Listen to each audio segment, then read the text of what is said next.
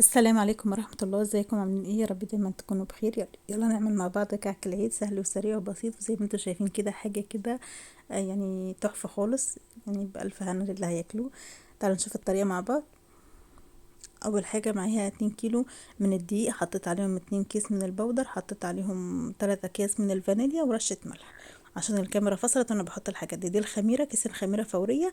دوبتهم في كوب حليب دافي، وحطيت عليهم معلقتين سكر كبار. دي الايه الحاجات اللي حصلت والكاميرا فاصله، وانا كنت فاكره ان الكاميرا شغاله. معايا هنا كيلو الا ربع من السمنه. الاتنين كيلو دقيق، لو انت عايزاه دقيق كعك دايب خالص، هحط كيلو كامل من السمنه. انا محبوش دايب خالص، انا بحبه كده حلو، لان السمنه كتير بتتعبني. فايه قلنا ايه، حطيت 3 كوب من السمنه كبار، يعني كيلو الا ربع من السمنه. تمام، يعني هو الكيلو بياخد نص كيلو سمنه، تمام. فالاتنين كيلو ياخدوا كيلو سمنه، انا حطيت كيلو الا ربع عشان ما بحبش السمنه كتيره فيه. بتحبي دايب قوي وتحبي السمنه كتير فيه، احط الكيلو كامل ما يجراش حاجه.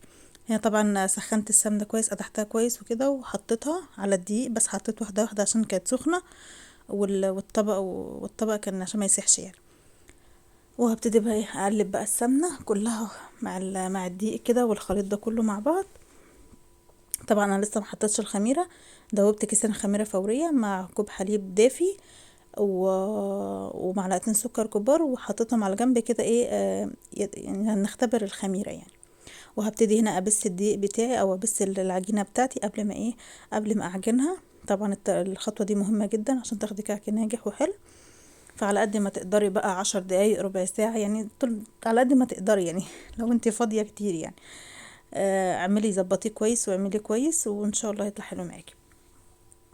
طبعا خطوات سهله وبسيطه وللمبتدئين كمان، لو انت عروسه جديده ولسه بادئه تعملي الحاجات دي في مطبخك هتنجح معاكي من اول مره.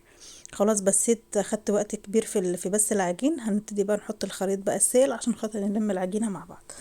حطيت بقى الخميره الاول مع كوبايه حليب مع معلقتين سكر، خلطتهم مع بعض، ولما اختمرت وفارت يعني وبقت حلوه وتاكدت انها يعني حلوه، هبتدي بقى اعجن والم العجينه مع بعض. وهحط بقى الحليب بتاعي واحده واحده. انا حطيت هنا 3 كوب من الدقيق من الحليب. طبعا ما تحطيش الكميه كلها مره واحده، حطي على قد ما تحتاجي، حطي شويه بشويه، حسيت ان انتي محتاجه حطي شويه كمان. زي ما انا بعمل كده عشان خاطر العجينه ما تطري، مش تبقى طريه منك ويعني وتبوظ منك وما تعرفيش تعملي ايه. فواحده واحده كده على قد ما نحتاج. انا حطيت واحده واحده، كوبايه بكوبايه، خد مني 3 كوبايات زي ما انتوا شايفين. طبعا ما تحطيش مره واحده، يعني ايه، نص كوبايه بنص كوبايه. سهل وسريع، احلى ما تشتري من بره واوفر. طبعا الاتنين كيلو دول هيعملوا معاكي كميه رهيبه وكميه حلوه جدا وانضف. وكفايه ان انت عامله الحاجه بايدك لولادك، وكفايه ريحه الحاجات دي في البيت، والله جميله جدا.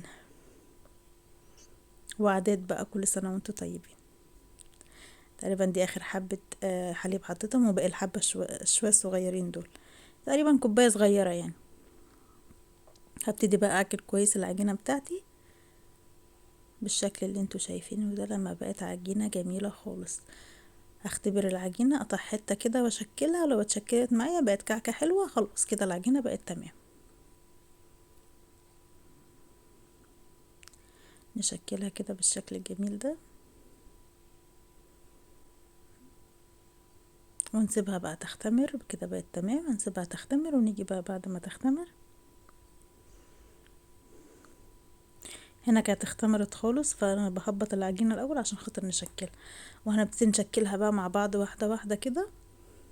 انا هعمل كام واحدة معاكم، هشكلها كده، وبعد كده اعمل الفرشة بتاعتي كده، ونفرش في الارض وفي الصالة، ونقعد بقى ننقش ونسوي والحاجات الحلوة دي. مش هعمل الكمية دي وانا واقفة يعني، وساعات والله في ايام بعمل وانا واقفة، بس خلاص يعني نعمل واحنا قاعدين براحتنا كده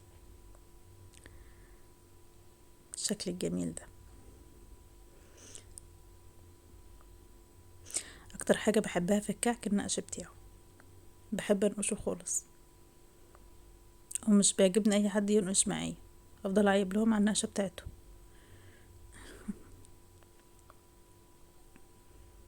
نعمل كمان واحدة. اجواء جميلة جدا واجواء حلوة بتفرح العيلة بتفرح الاولاد، فما تحرموش بقى الاولاد من الحاجات الحلوة الجميلة دي. وكلها والله يعني ساعات بس بعد الفطار وكل حاجة بتخلص. وهنا خلصنا بقى الكمية دي، كمية ال2 كيلو دقيق اللي احنا عملناهم، عملوا يعني 4 صواني حلوين. هنسويهم ويطلعوا بالشكل الجميل اللي انتوا شايفينه ده. شايفين بقى السوا بتاعه واللون جميل مش دايب أوي. يلا جربوه، كل سنة وانتوا